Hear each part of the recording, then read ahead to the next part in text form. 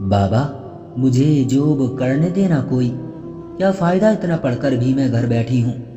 नेहा बाबा के कांधे पर सर रखकर बाबा से कोई जॉब करने की इजाज़त मांग रही थी। बाबा ने नेहा के सर पर हाथ रखा। बेटी, क्या करना है नौकरी करके, घर रहो आराम से, थक जाया करोगी तुम। मुझे पता है जो खुद पानी के लिए माँ को आवाज़ देती हो वो क्या जॉब करेगी। बाबा मजाक कर रहे थे नेहा से। नेहा 2 बहनें थी। छोटी पढ़ाई कर रही थी, दोनों बाबा की लाडली थी, लेकिन बाबा जॉब करने की इजाज़त नहीं दे रहे थे। माँ के पास गई। माँ, वो मेरी दोस्त है ना रीतू, एक प्राइवेट कंपनी में जॉब कर रही है। कंप्यूटर पर उनको एक और लड़की की ज़रूरत है। 30,000 रुपये तनख्वाह दे रहे हैं। माँ बाबा को कहो ना जाने दे मुझे, क्या घर बैठाने के लिए इतना पढ़ाया है मुझे। माँ ने मुस्कुरा कर बोला, पहले खाना खा लो आराम से, मैं करूँगी बात। माँ ने बात की। बाबा ने उदास से लहजे में कहा, क्या करना है जॉब करके, कल को ब्याह कर चली जाएगी, भगवान जाने क्या क्या दुख सुख की जिंदगी जिएगी। लेकिन जब तक हमारे पास है, घर रहे, खाए पिए, जो मांगे ला देंगे। माँ ने प्यार से समझाया। बस बच्ची अपने पैरों पर खड़ा होना चाहती है, जाने दे। बाबा आखिर मान गए। नेहा बहुत खुश थी। दूसरे ही दिन अपनी दोस्त से बात करके बाबा के साथ इंटरव्यू के लिए चली गई। काबिल थी, उसको जॉब मिल गई। बहुत खुश थी, बाबा के सीने से लग गई। बाबा जान, जॉब मिल गई है।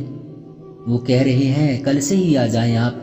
बाबा ने सर पर हाथ फेरा। मुझे यकीन था, मेरी बेटी है ही इतनी होशियार। खैर, रात को सारी तैयारी कर ली। आज पहला दिन था जॉब पे। ऑफिस में 3 लड़के थे और एक उसकी दोस्त रीतू। अब नेहा भी थी। सबसे जान पहचान हुई। बहुत अच्छा स्टाफ था। नेहा का बहुत अच्छे से स्वागत किया उन्होंने। नेहा को आज सब कुछ समझाया गया, उसका क्या काम है, क्या जिम्मेदारी है। 3 बजे छुट्टी हुई। पापा को कॉल की, लेने आ गए। बाबा के साथ ऑफिस आती जाती थी। बहुत खुश थी। दिन भी अच्छा गुजर जाता और बिजी भी रहती। 1 महीना गुजर गया। पहली तनख्वाह मिली, आंखों से आंसू बह गए। खुशी से 30,000 रुपये बैग में रखे एक्साइटेड हो रही थी।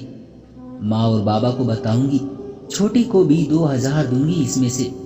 घर आई, माँ बाबा सब डिनर कर रहे थे।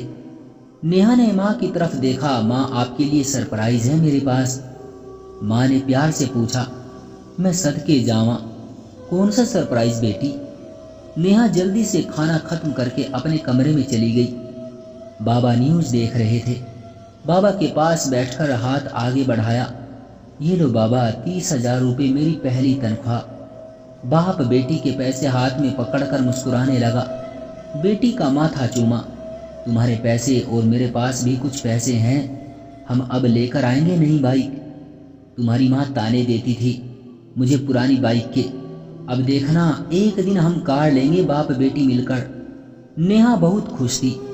माँ के आंसू कहाँ रुक रहे थे खुशी से। बाबा ने नई बाइक ले ली। जिंदगी बहुत अच्छी गुजर रही थी। और फिर एक दिन ऑफिस में रीतू ने आना छोड़ दिया। उसकी शादी तय हो गई थी, उसने ऑफिस आना छोड़ दिया। एक लड़के ने भी आना छोड़ दिया। अब ऑफिस में एक अंकल और एक लड़का प्रदीप, जो अंकल का बेटा था, और नेहा रह गए थे। बाकी भी स्टाफ था कंपनी का, लेकिन वो दूसरी ब्रांच में थे। प्रदीप को जैसे नेहा अच्छी लगने लगी थी। फ़ोन नंबर शेयर किए हुए थे दोनों ने ऑफिस की वजह से। लेकिन प्रदीप हर रोज़ मॉर्निंग विश करता, नाइट में 1-2 अच्छी सी प्यार वाली वीडियो से गुड नाइट बोला करता था। नेहा बात तो ना करती थी व्हाट्सएप पर उससे, लेकिन ऑफिस में प्रदीप कभी चॉकलेट लाता नेहा के लिए, कभी बर्गर, कभी कुछ और। नेहा हमेशा मना करती थी, लेकिन प्रदीप कहाँ रुकने वाला था अब। नेहा खूबसूरत थी, चुलबुली सी, प्रदीप के दिल को भा गई थी। नेहा उससे जितना दूर रहने की कोशिश करती थी, प्रदीप उतना ही करीब आ रहा था। लेकिन कहीं ना कहीं नेहा भी समझ रही थी प्रदीप क्या चाहता है, लेकिन वो बाबा का सर झुकाना नहीं चाहती थी। दूर रहने की कोशिश करते करते वो आखिर प्रदीप से व्हाट्सएप पे बातें करने लगी। प्रदीप तारीफ करता, आज तुम लाल सूट में बहुत प्यारी लग रही थी। बाबा होते हैं ना वहाँ, इसलिए तुमसे कम बात करता हूँ। बातें बढ़ने लगी, दोस्ती और गहरी होती गई। 1 साल गुजर गया था जॉब करते करते। इस 1 साल में प्रदीप और नेहा बहुत करीब आ चुके थे एक दूसरे के। एक दूसरे की झूठी चाय पीना, खाना खाना, आधा आधा बर्गर शेयर करना। एक दिन बारिश बहुत तेज थी। उस दिन प्रदीप के बाबा भी नहीं आए थे। प्रदीप अपने कैबिन से उठकर नेहा के पास आ गया। क्या कर रही हो राजकुमारी नेहा? नेहा बाहर देखते हुए बोली, प्रदीप आज मौसम बहुत प्यारा है, जाए कुछ समोसे चाय मंगवा लें। प्रदीप ने मोहब्बत भरे अंदाज में, हाय मैं कुर्बान जाऊं, समोसा चाय ही क्यों, कुछ और भी मांगो तो ला दूंगा। वो दोनों बारिश को एंजॉय करते हुए चाय पी रहे थे। प्रदीप ने नेहा की तरफ देखा। नेहा, आज रात एक सरप्राइज है आपके लिए। नेहा हैरत से, कौन सा सरप्राइज? शादी तो नहीं कर रहे हो? प्रदीप आंखों ही आंखों में हाँ का इशारा कर रहा था। वो एक दूसरे के साथ अटैच होते जा रहे थे। रात वो दोनों बातें कर रहे थे। मैसेज पर नेहा ने पूछा, क्या सरप्राइज है, बताया नहीं तुमने? वो बोला, नेहा आई लव यू, बहुत प्यार करता हूँ तुमसे, और मोबाइल बंद कर दिया। शायद वो डर रहा था नेहा के इनकार से। नेहा प्रदीप के ये बोल सुनकर हैरान रह गई। प्रदीप ऐसा सोचता है मेरे लिए? वो रात भर सो न सकी थी, कुछ गुस्सा भी थी। सुबह दोनों ऑफिस गए, लेकिन प्रदीप नेहा से बात न कर रहा था। वो डर रहा था कहीं गुस्सा न करे। 2 बजे तक वो एक दूसरे को बिना बात किए चुपके से महसूस करते रहे। जब प्रदीप के बाबा चले गए तो नेहा ने कान से पकड़ा, आज क्यों इग्नोर किया मुझे? प्रदीप नजरें झुकाए खामोश रहा। और रात क्या बकवास की थी? प्यार करते हो मुझसे? प्रदीप ने हाँ में सर हिलाया। नेहा समझाने लगी, प्रदीप ये पागलपन है, प्यार नहीं है। आज प्यार करोगे, कल छोड़ जाओगे मुझे। प्रदीप एकदम से उठा, नेहा के सामने घुटने के बल बैठ गया। नेहा, नहीं छोड़ूंगा कभी, शादी करूंगा तुमसे, अपनी हमसफर बनाऊंगा, अपनी जिंदगी बना लूंगा आपको। नेहा मोहब्बत की दलदल में फंस रही थी। वो समझती थी कि ये धोखा है, लेकिन प्रदीप की बातों पर एतबार भी था। उसे प्रदीप अच्छा लड़का लगता था। नेहा ने एक शर्त पर प्यार कबूल किया कि वो जल्द से जल्द अपने घर वालों को रिश्ते के लिए भेजे। फिर इस शर्त पर मोहब्बत का आगाज हुआ। इनमें दूरियां कम होने लगी। नेहा प्रदीप के वादों पर खुद को नीलाम कर गई। घर में बाबा, माँ, बहन सब से छुपकर वो मोहब्बत का गीत गाने लगी। बाबा को बहुत मान था अपनी बेटी पर। मोहब्बत बातों से जिस्म तक आ गई। एक दूसरे की बाहों में सफर होने लगा। नेहा जब भी शादी की बात करती, प्रदीप ये कहकर टाल देता कि बस घर बन जाए अलग से तो फिर शादी कर लेंगे। लेकिन नेहा डरने लगी। वो हद पार कर चुकी थी मोहब्बत में जो नहीं करनी चाहिए थी। नेहा को डर सताने लगा था कि प्रदीप कहीं अब मुझसे खेल कर ना छोड़ जाए। नेहा ने जब प्रदीप को बहुत मजबूर किया शादी के लिए तो उन्होंने कोर्ट मैरिज कर ली, लेकिन किसी को खबर ना होने दी। सोचा जब घर बन जाएगा, जब हालात सही होंगे तब घर वालों को बता देंगे। 1 साल वो शादी के बंधन में बंधे रहे। लेकिन जब नेहा के बाबा ने नेहा से कहा, बेटी, मेरे दोस्त का बेटा जो आर्मी में ब्रिगेडियर है, उसका रिश्ता आया है तुम्हारे लिए, बताओ तुम क्या चाहती हो? बेटी, मेरी मर्जी पूछो तो ये लड़का तुम्हारे लिए अच्छा रहेगा। जॉब है, उसका घर है, गाड़ियां हैं, इज्जत है। ऐसे रिश्ते किस्मत वालों को नसीब होते हैं, और सबसे बढ़कर उसमें कोई ऐब भी नहीं है। नेहा महसूस कर रही थी बाबा के दोस्त का बेटा बिल्कुल परफेक्ट है उसके लिए। लेकिन अब वो प्रदीप से शादी कर चुकी थी। करती तो क्या करती? अब सोचा प्रदीप से तलाक ले लेती हूँ। फिर कहने लगी, मैं धोखा नहीं दे सकती उसे, वो पति है अब मेरा। खामोश हो गई। बाबा को कहने लगी, बाबा, मुझे नहीं करनी उस फौजी से शादी। 3 साल अभी मैंने शादी नहीं करनी। सबने समझाया, नेहा, ऐसे रिश्ते बार बार नहीं मिलते। पापा के दोस्त बेटा जिसका रिश्ता आया था, उसने भी कहा तो था नेहा से, नेहा, तुम जैसा चाहोगी वैसा करेंगे, इनकार ना करो रिश्ते से। लेकिन नेहा ना मानी। फिर पापा के दोस्त के बेटे ब्रिगेडियर साहब की शादी एक आर्मी ऑफिसर की बेटी से हो गई। ये रिश्ता छूट गया। अब प्रदीप को नेहा ने आखिरी बार कहा, अपने घर बात करो प्रदीप।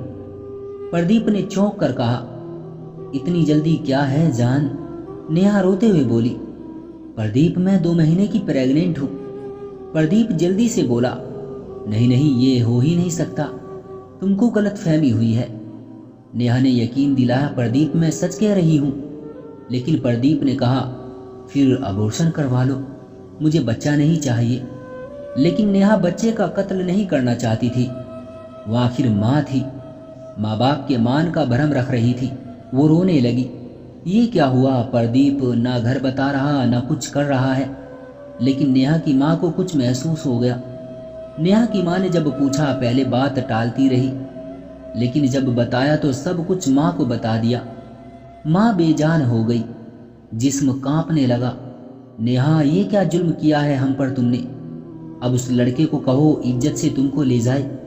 नेहा ने दीपक को फोन करके उससे कहा, मैंने अपनी माँ को सब बता दिया है, बस अब इज्जत से ले जाओ मुझे, मेरे बाबा को पता ना चले, अपनी माँ को भेजो। दीपक मुकर गया रिश्ते से, कहने लगा जो बच्चा तुम्हारे पेट में है वो मेरा नहीं है, और जाओ तुम मेरी पत्नी भी नहीं हो, जो करना है कर लो। नेहा को समझ ना आ रहा था ये क्या कह रहा है। प्रदीप ने फोन बंद कर दिया, नंबर भी बंद कर दिया। नेहा और उसकी माँ 2 दिन तक चुप चुप रोते रहे। बाबा को न बताया, जब बाबा को बताया तो उन पर कयामत सी गिर गई। नेहा ये क्या कर दिया तूने? अपने बाबा के बुढ़ापे का ही भ्रम रख लेती। खैर, बाबा दीपक के घर गए। जब सारी बात बताई तो उसके घर वाले कहने लगे, ये नहीं हो सकता, हमारा बेटा ऐसा कुछ नहीं कर सकता। दीपक की तो 10 दिन बाद शादी है। जब हमारी शादी के कागजात देखे तो मालूम हुआ वो सभी कागजात नकली थे, सब फ्रॉड था। बूढ़े दफा हो जा, अपनी गंदी बेटी का गंध हम पर डालने आ गए हो। सारा मोहल्ला इकट्ठा हो गया था। दीपक ने सब फरेब किया था नेहा के साथ। शादी भी झूठी थी और वकील भी उसका दोस्त ही था। उसने शादी के कागजात झूठे बनाए थे, बस जिस्म से खेलने के लिए। नेहा दीपक के पांव पकड़कर रोने लगी, दीपक रहम करो मुझ पर, भगवान के वास्ते ये जुल्म न करो मुझ पर, देख मैं तुम्हारी नेहा हूं। दीपक ने धक्का दिया, जा कमीनी लड़की, दफा हो जा, हमको बदनाम करने आ गई। नेहा के बाबा और नेहा को धक्के मारकर घर से निकाल दिया और दूसरी सुबह नेहा के बाबा की लाश पंखे के साथ लटकी हुई मिली। बाबा ने खुदकुशी कर ली। नेहा चीख चीख कर रोने लगी। माँ ने नेहा को अपने बाबा का कातिल कहा। नेहा बर्बाद हो चुकी थी। बाबा की लाडली ने बाबा की जान ले ली थी। कुछ दिन बाद पता चला कि दीपक की दूसरी शादी है। इधर नेहा के पेट में दीपक का बच्चा पल रहा था, मगर दीपक दुल्हा बना हुआ एक और लड़की बयाने जा रहा था। नेहा वहां पहुंची दीपक उससे पहले कि कुछ कह पाता। नेहा ने दीपक के सीने में दहाड़ दहाड़ कर गोलियों की बौछार कर दी। फिर आंसू साफ करते हुए बोली, मोहब्बत के नाम पर बेवफाई करने वाले को जिंदा छोड़ देना बेवकूफ़ी है। अब जाओ, जब भगवान के सामने पेश होंगे तो बताना किसी मासूम लड़की को बर्बाद करके आया हूं। कहना किसी बूढ़े बाप की लाडली बेटी को वेश्या बनाकर आया हूं। लोग नेहा की तरफ बढ़ने लगे, मगर तभी नेहा ने एक गोली अपने सर पर मारी और किस्सा खत्म हुआ। बूढ़ी माँ और एक बहन रह गई थी। भला हो बाबा के दोस्त का, जिसने नेहा की छोटी बहन को अपने दूसरे बेटे से ब्याह दिया और नेहा की माँ को भी घर ले गया, जो आजकल अकेली बैठी बातें करती रहती थी। नेहा, तुम ना अपना ख्याल रखती हो ना मेरी बात मानती हो। तुम्हारे बाप ने बिगाड़ दिया तुमको। फिर अचानक से रोने लगती है। डॉक्टर ने बताया वो पागल हो चुकी है। जिस घर में नेहा खेलती हुई बड़ी हुई वो वीरान पड़ा है। सिर्फ किसी के टाइम पास ने, जिस्म की भूख ने, हवस ने एक खानदान उजाड़ दिया, इतनी जिंदगियों को बर्बाद कर दिया। सिर्फ एक दीपक के टाइम पास वक्त गुजारी ने। अरे लड़कियां तो बेचारी बहक जाती है थोड़ी सी ही हमदर्दी पर। तुम्हारा किया हुआ टाइम पास किसी की जिंदगी पर कयामत बर्पा कर सकता है। ए लड़कियों के जज्बातों से खेलने वाले मर्दों, सुन लो, और लड़कियों, अपनी माँ के मान और बूढ़े बाप का ख्याल रखने के लिए तुम भी सुन लो। यहाँ हर मोड़ पर एक दीपक खड़ा है। ईश्वर करे ये बात, ये कहानी किसी के दिल में बैठ जाए और उसकी जिंदगी संवर जाए। क्यों दोस्तों, क्या कहना है आपका इस कहानी के बारे में? कमेंट करके हमें जरूर बताएं। वीडियो को लाइक करके इस चैनल को सब्सक्राइब कर लीजिए और साथ में घंटी को दबाकर ऑल पर सेट कर लीजिए ताकि आने वाली वीडियो आपको तुरंत मिले।